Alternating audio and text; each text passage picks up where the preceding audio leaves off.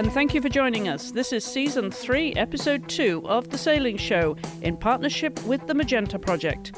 The Sailing Show brings you the very latest news of women in sailing and exclusive interviews with top sailors. I'm Chris Stafford, and at Wisp Sports, we believe that all women in sport deserve equal coverage.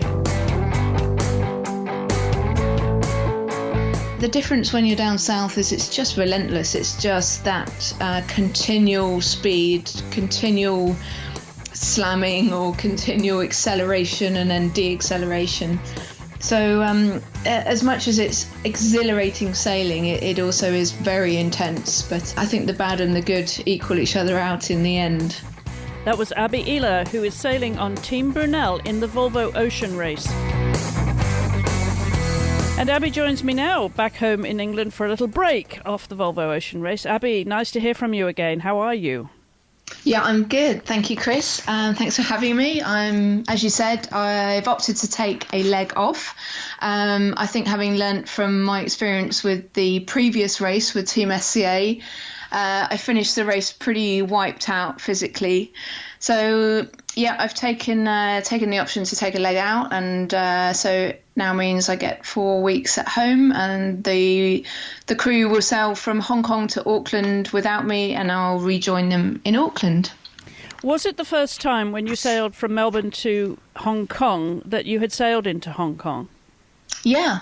First time sailing into Hong Kong. I'd literally only been to Hong Kong for a very short visit about 10 years ago to put a racing yacht together for an owner in Hong Kong. So limited experience of that area, and it was a fantastic kind of experience sailing up the river there and coming into such a vast city, having been at sea, virtually seeing nothing for weeks on end, to suddenly arrive in a very vibrant and light, intense city. It was a real contrast, but very nice experience.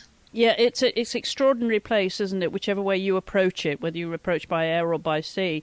And it is very intense. I would imagine getting through the islands and navigating the waterways there, because it's such a shipping magnet right there, isn't it?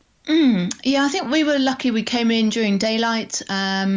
So it was, and the route that we took in is, we're fairly governed by depth where we can and can't go. So yeah, it was fairly picturesque sailing through the islands into the Hong Kong's river, and then a very short trip up the river to the marina where it's actually the cruise dock where the race village is in Hong Kong, and where we were welcomed in. So it was a very nice experience, and great to do it sort of early hours in the morning in daylight and to see it all. Yeah, very special, I'm sure. Do you get a chance to take many pictures yourself on your phones when you're in this final approach once you pass the finish line? No, we're pretty techno, in the dark techno, because we don't have, we're not allowed to have phones on board. Some of us take iPods with us so that we can listen to music or watch some movies. But no, I guess in those final moments, it's pretty intense with sail manoeuvres and having to watch our way between buoys and ships and what have you. So there's definitely no time for taking photos, and we're lucky that we've got an onboard reporter who documents all those intense moments. Yeah, I was just imagining, once you pass the finish line and, you're sort of kind of drifting in to dock in there, I wondered if that was a chance where you have a moment to yourself, but there's still work to be done on board, right? Yeah, exactly. No, I think it's you probably don't get that first moment to yourself until you've shut the door in your hotel room, because even on arrival, there's a lot of people there to welcome you. There's a lot of interviews to be done, and just to catch up with other teammates or your shore team. And then, of course, food is fairly high on the agenda at that point. Food and a beer or some sort of drink. And then by the time you've kind of rounded up all your personal kit and you're shuffled off to your hotel, so it's closing the door in your hotel room, and that's your first moment of being on your own, where you can either phone home or enjoy the first shower or some hours of sleep in a dry, non-moving bed. Yes, I mean, that must be an enormous relief. And I want to talk about your experiences so far, because it's been a long way already, and you've had your frustrations, of course. You've had some successes with Team Brunel, and you've had some frustrations as well. So give us a snapshot of the biggest experiences, what you've taken away from the race so far, Abby. Yeah, I think, like you said, I mean, we've had our ups and downs, and really just haven't been as far up the results board as we'd like to be, and really not able to pinpoint one exact factor that's either causing our lack of results. So I think part of it comes down to being so late to the start line, and really just playing catch up with the hours on the water and training time as a team in comparison to the likes of Dongfeng and Matfrey, who have both clocked up a number of miles sailing as a team and prior to the race starting. So I think that's kind of really put us on the back foot, a lot of catch up to play. And so hasn't been helped with perhaps just a few crew changes along the way, where we've had to sort of reinvent ourselves as a team. We're struggling at certain angles of sail to get the boat to perform. It's just a number of things that seem to have notched up. But in terms of what I'm taking away from this race, it's an absolute pleasure to be able to sail with some of the guys like Bauer Becking, who have racked up a number of races and experience in this particular race, and to learn from them, it's just been fantastic. It's something that I haven't had the pleasure of doing before, or the opportunity to do before, sailing with people who are all more experienced than myself. So it's been great from that point of view, a great learning experience. And when Annie Lush was on the show here a few weeks ago, of course, the enforced leave for her off the boat with injury, we talked a little bit about the mixed gender now, and you mentioned the experience you're getting from these guys who have so much experience. It seems to me that the mixed gender rule now is working for everybody. Yeah, I mean, certainly for the girls that are part of these teams, I mean, the experience that they are gaining is second to none. It's certainly it's a bigger learning experience than what we could have done as an all-female team. And it's small things, but it all adds up to make a big difference. But I think it's what's going to happen in the future that's going to be the key question, and what will the next Volvo Ocean race look like? What will these girls go on to do post this race? That's the critical part, and that's going to be the key for the Magenta project and other organisations who are trying to advance women in the sport of sailing. It will be key, what happens in the future. Now, you talked about the crew changes there. Just give us a picture of how those are made, and is that done on the fly, and how you decide who is off the boat, and apart from injuries, of course, when crew members will take a break, because some are on the boat for the entire race, and there are other changes. Who decides that, and do you plan ahead? How does it work?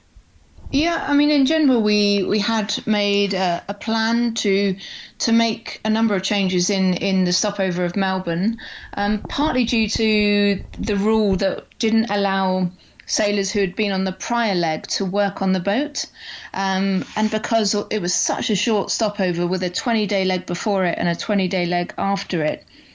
We thought it was a valuable time to change some crew, and then you'd bring in fresh team members who can work on the boat in that short period of time in Melbourne, and then be fresh for the leg ahead. And then what actually turns out, we lost two due to injury and family commitments. So that added to the changes that we were already making. So in the end, it was almost a 50% of the team that we changed. obviously some were planned and some unplanned, which meant it was a bit of a learning curve to get us all back on the same page, and perhaps we weren't as aggressive at the start of that leg as we would have liked to have been. Just obviously trying to find our feet, but so in general, our crew is set in advance, and there's obviously, as you go along, there's injury, as you said, or unforeseen circumstances that we have to plan for, and luckily we have a squad that we can pull from. Now, Hong Kong, of course, is happening now. There's the import race tomorrow, isn't it, in Guangzhou? How do you pronounce that? And I'm curious about that little detour up there. What was that about? Because it seems so brief. Yeah, I think it ultimately is very commercially driven. There's Dongfeng are based in obviously in mainland China. They have a huge commitment to the Volvo Ocean Race. So I think for Dongfeng, who are the home team, to visit mainland China was very important for them. And so all the teams have done a kind of a delivery passage up there. They'll do some Pro-Am racing and, as you said, the import race tomorrow. They'll come back to Hong Kong and they will restart the race from Hong Kong Island going to Auckland. And that starts next week. Of course, they leave, I think, on Wednesday, don't they, from Hong Kong? That's right. To Auckland. Going back through those doldrums. Now, the doldrums have really challenged you so far. You've been through them twice, haven't you? It must be enormously frustrating when you're just sitting on a mill pond. It is. I think it's the most frustrating point of sailing is, you're totally reliant on wind to power the boat. And when there is no wind, there's absolutely nothing you can do about it. And everybody's, itching, tense, almost trying anything to get this boat to move. It's kind of, you can deal with it for short periods, and then when it starts to drag over 2 to 3 days, I mean, you're really starting to tear your hair out at the end of that day. And I can't tell you how good a feeling it is when you just get the slightest puff of wind and you suddenly feel like you're doing 20 knots when you're only doing 3 knots. But it's an amazing feeling. And it's as soon as we were out of the doldrums, I think the mood on board was just lifted massively. Yes, I got a sense of that. And just for those who are not familiar with what the doldrums are, just give us a snapshot of what it is and why it captures you and there is no wind. I'm not really the meteorologist, but let's just say that it's around the equator zone of, and it's basically where the northern weather systems are meeting with the southern weather systems, and they don't quite get on. So the end result is you get no wind. Obviously very hot there. It just results in this area around the equator being known as the doldrums, and it's just very little wind, and it can be extend for many miles, as it did on this leg, or on leg 2 when we was heading south and across the equator. It was a much lesser area of light wind, so it kind of all depends on the time of year and which particular line that you're crossing the equator. And apparently I hear that the next leg will be a much less painful experience, so hopefully they'll be fairly quick through the doldrums. Less frustration, and then you have to go through it again from up the Brazilian coast, don't you, when you go from... That's right, Yep. We'll go from Itajaí in Brazil up to Newport on the east coast of the States. So, we pass the equator again. But I think on that crossing, you can be quite close to the land and therefore pick up land or sea breezes. Right. Whereas on the route down, you're much further east and where the doldrums tend to extend further. So, hopefully on that northerly passage, we should be fairly speedy through the equator. Let's hope so. So you're going to miss out going through the doldrums back down to Auckland, but you're going to pick up the boat there in Auckland to sail once again round that Southern Ocean, which seems to be the biggest challenge for sailors. I mean, what do you find so invigorating about it as a sailor, Abby?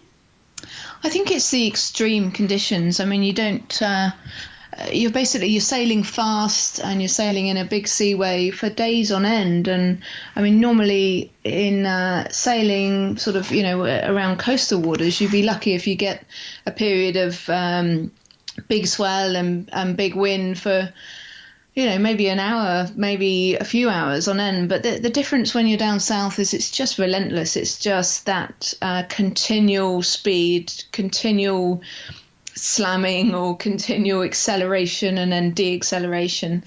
So as much as it's exhilarating sailing, it also is very intense. But I think the bad and the good equal each other out in the end. A complete opposite to the doldrums. You couldn't get further away from the doldrum. You experience everything. Okay, so tell us what your plans are then now. You will pick up the boat in Auckland. On you go to Itajaí, then up to Newport. Are you going to be on the rest of the race, or do you take another break, Abby? Is that the plan? No. I think the plan is to see the rest of the race out. I mean, we following the leg to Itajaí through the Southern Ocean, generally then the legs will start to get shorter. So the crossing from Newport to Cardiff in the UK will be roughly somewhere between 10 and 14 days. And then a short hop round to Gothenburg, which will be 3 to 4 days, and then finish in The Hague. So we're really kind of almost on the home straight after you've got to Newport, really. Yeah, for sure, once you've got to Newport. Well, I'll see you there once again, hopefully. Catch up with you all there. And just before you go, you were boat captain on Team SCA and you're boat captain again now. Just to give us an idea of the responsibilities that you face, and of course somebody's standing in for you now on the next leg, but it seems that that's a big responsibility to be boat captain. Yeah, I guess, I mean, it kind of is because you're at sea for so long and we don't have, that pull-in lane as you would in a pit lane in a Formula One race for a team of guys or girls to come and fix you, and we can't pull in at any shops along the way. So it really comes down to the boat captain who's got that overall view of the yacht, is able to affect repairs and maintenance, is obviously looking to prevent any breakages. So you're constantly having to check areas. We have a lot of systems on board, whether it be hydraulic, engine, running rigging, the sails. So there's a lot of areas to keep track of. And then on top of that, we need to be able to fix stuff. So while we're at sea, we'll take spares with us to be able to repair stuff as we go. We obviously can't take everything, including the kitchen sink. So you have to manage the weight of the spares from a performance point of view. So it is, it's definitely a fairly intense sort of period leading up to the start of a leg, deciding on what you're going to take, even down to, your food, your fuel, how much gas you're going to take to be able to cook your meals. So there's definitely an eye for detail and a sort of a conscientious lookout for everything. Well, for anyone that's been following this, any young sailors that may be listening thinking, well, this is one heck of a challenge. It is the race of all races, and some of the things that you have to endure, the frustrations, the sleep deprivation and the food and all of those things. Out of it, of course, it makes you come back. You sailors seem to just want more of it. But if you had to sum it up, Abby, what would it be that you would tell young sailors why they should strive for this ultimate race if they want to be offshore sailors? I think it deep down. If this is the sort of racing that you're aspiring to do, then I think yourself that this is what you're aspiring to do, and everything along your work path will point in that direction. I can't really say what draws me back, and I've thought about it long and hard, but I think it's just the challenge, and whether that's the challenge personally or the challenge of the style of sailing. You come back having learnt so much about sailing, about yourself, about your barriers, and I think it generally it's just a fantastic experience to sail in these parts of the world that not many people get to sail, and being able to say that you've sailed around the world is obviously an achievement. And I think it's the challenge and constantly trying to be a better person that brings me back. Yeah, and all the experience you're gaining, of course, with each mile. Well, we're going to catch up with you in Auckland then, Abby, before you set off on that leg to Itajaí and around the Southern Ocean again, and find out what else is happening on the race, but also more about the Magenta project as well, because there's a lot more happening for women in sailing generally now, not least of all thanks to the efforts of the Magenta project.